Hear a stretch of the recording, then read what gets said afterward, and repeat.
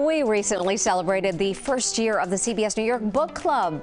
You might remember our Reader's Choice books, and we've also introduced you to more than 20 fic picks. They're all worth considering, and we plan on periodically revisiting some of them, beginning today with Days of Wonder, one of our most recent books, and we have author Caroline Leavitt joining us right now. It is so good to see you. Thank you so much. Thank you so much for having me. I mean, it's a you know, pleasure. I was so inspired by your inspiration for this book because you really take your subjects very seriously and start with real life situations. So tell me what got you going with this Days of Wonder story. Well, it was a friend that I had, and we had been close friends for about 2 years when she told me that she had committed a murder when she was 15 and she was sent to prison. And she deeply regretted it, and while she was in prison, she remade herself. She took college classes, she became a peer leader, and when she got out of prison, she changed her whole identity, moved out of the country, took on a new profession, and she tried to live the best life she possibly could. But when she turned 40, somebody revealed her secret, and she lost her job, she lost friends, she lost everything, but she didn't give up. She just said, I'm just going to do it again. And I felt so much compassion for her.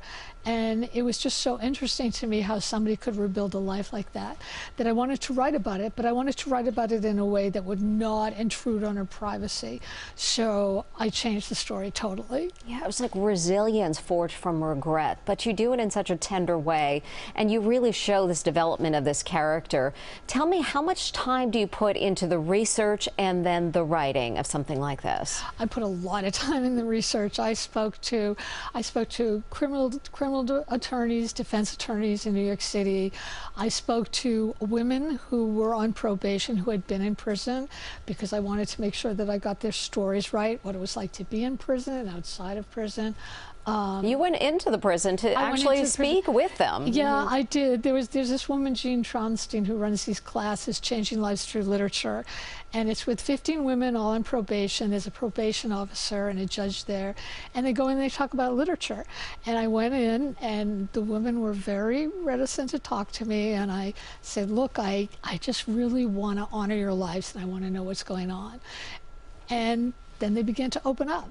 And that's how you get these stories, really incredible. And Caroline, what some people may not know is that you're always there helping other writers too. I mean, not only writing yourself, but it is such a beautiful support that you've created through A Mighty Blaze. I did that. I did that the day of lockdown when I lost my whole tour. And I had made a video complete with hand movements of the speech I was going to give, and Algonquin said, no, you're not having a tour. And I thought, how can this be? So I made the video, posted on Facebook, and then I thought, I'm going to help others. So I told my friends on Facebook, look, if you have a book coming out, make me a 1-minute video. All you have to do is shout out another author and shout out another indie bookstore. I thought I would have 10. I ended up having 200 responses in 2 days. And I was very lucky that Jenna Blum called me and said, do you need help? I said, absolutely. And we formed A Mighty Blaze, and we've interviewed all kinds of writers like John Irving, George Saunders, and you, Mary Calvi. Yes, it was so lovely of you. To Live and Breathe, which was, that book broke me in the best way, which is my highest compliment. Oh, you're so kind, Caroline. Thank you. And your book is a wonder. It's called Days of Wonder, and it's a must read. So thank you, Caroline Leavitt, for being with us today.